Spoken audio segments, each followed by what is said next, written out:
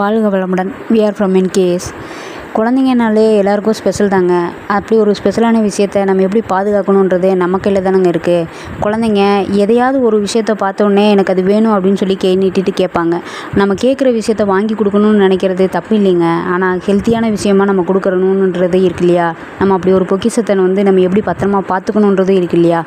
அப்படிப்பட்ட ஒரு விஷயமா நல்லதாக கொடுக்கணும் அப்படின்ற எண்ணத்தில் தான் நம்ம என்கேஸில் லட்டு ஐட்டம்ஸை தயாரித்து கொடுத்துட்ருக்கோம். சிறுதானிய லட்டு ஐட்டம்ஸ் கிடச்சிட்ருக்குதுங்க.